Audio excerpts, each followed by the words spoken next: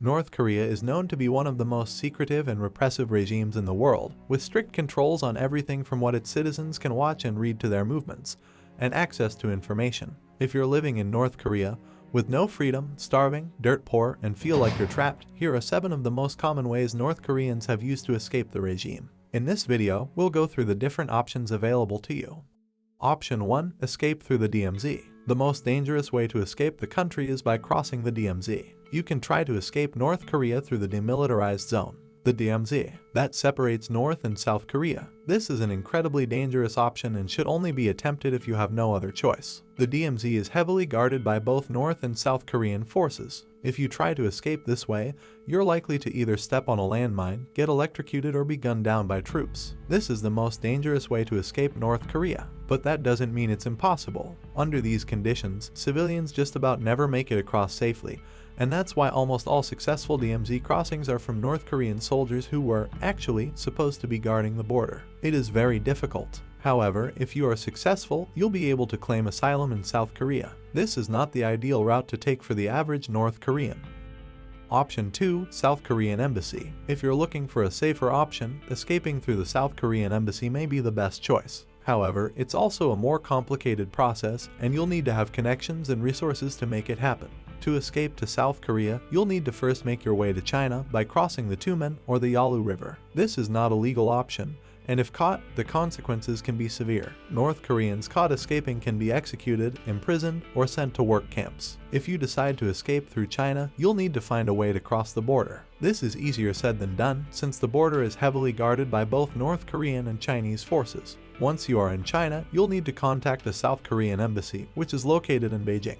They will provide you with the necessary paperwork and arrange for your transportation to South Korea, where you can apply for asylum. However, it is not easy. The Chinese police often stake out the South Korean embassy, likely to arrest any North Korean before they even make it in.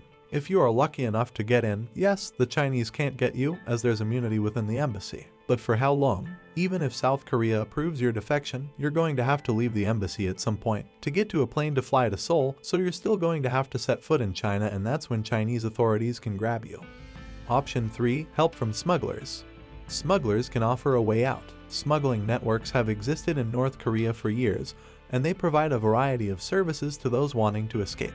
They will arrange for people to cross the border into China or South Korea and provide safe places to stay. In some cases, they can even arrange for transportation to a third country. The cost of these services varies widely, but those attempting to escape must pay smugglers in advance. The cost is usually higher for those crossing into South Korea, since it requires a more dangerous and difficult journey. Smugglers also charge a fee for finding safe places to stay. Smugglers typically accept payment in the form of North Korean currency or goods, such as rice, clothing, and electronics. In addition, it is common for those using smuggling services to pay with their own family's possessions or with gold or jewelry. The risks involved in using smugglers are very high, and many people have been caught attempting to escape.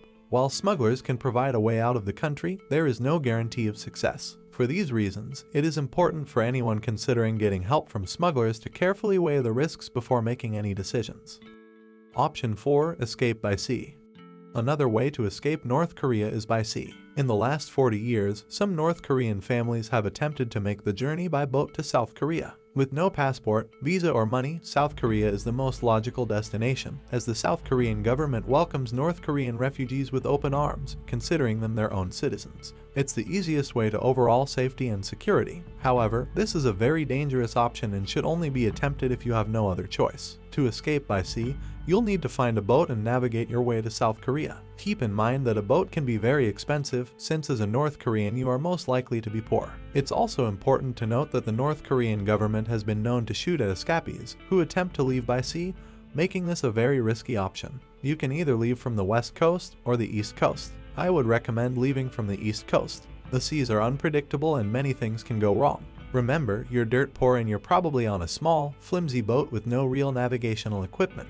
If you go from the West Coast, the current could take you back to North Korea, or you could end up in China, perhaps equally as bad. North Korean defectors are considered illegal economic migrants in China. If you get caught by the Chinese authorities, they can arrest you and send you back at any time. So maybe try departing from the East Coast. It might be dangerous too, but if you drift too far, you'll reach the safety of Japan, and the Japanese are not going to send you back to North Korea. you're free to carry on. If you don't have a boat or want to avoid being spotted by North Korean patrols, you can always try swimming to South Korea. Not really recommended, but if you are a strong swimmer, you might have a chance.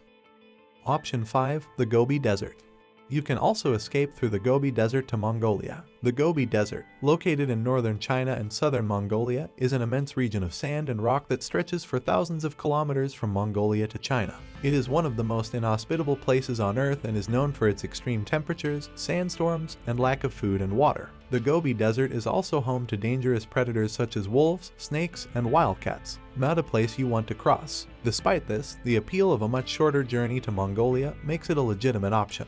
Also, Mongolia, unlike some other Asian countries, has shown to be sympathetic towards North Korean refugees, often sending them straight to South Korea with minimal bureaucratic resistance. Overall, escaping through the Gobi Desert is an extremely difficult and dangerous journey, but for many North Korean defectors, it is the only way to find freedom and safety outside of their oppressive homeland.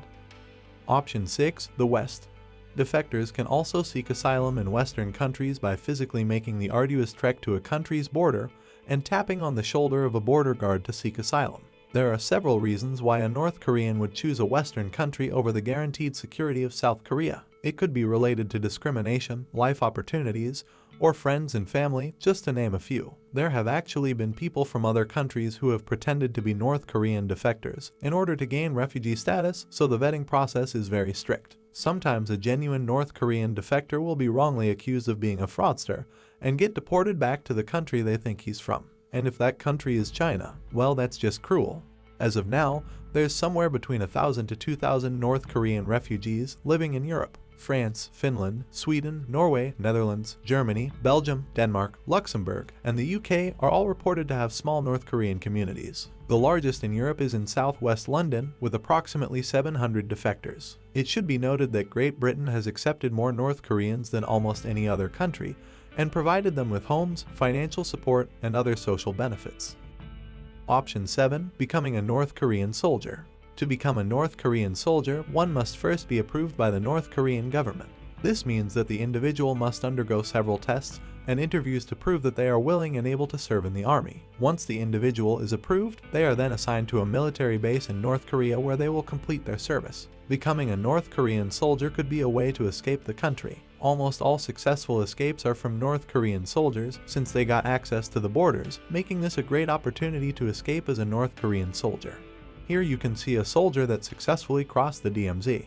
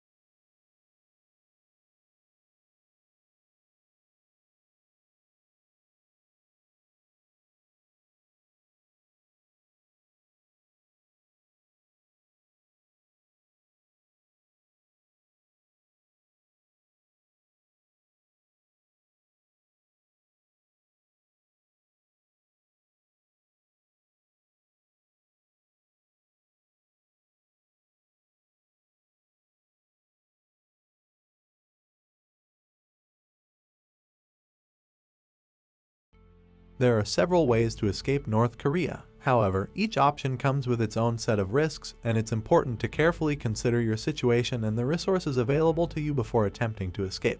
If you do decide to try and escape, it's essential to have a plan and to do your research ahead of time. You'll need to have connections, resources, and a good understanding of the risks involved in each option. Remember that escaping North Korea is not easy, but it's not impossible either. I hope this video has been helpful in providing information about the different ways to escape North Korea. If you have any questions or comments, please feel free to leave them in the comments section below. And as always, thank you for watching.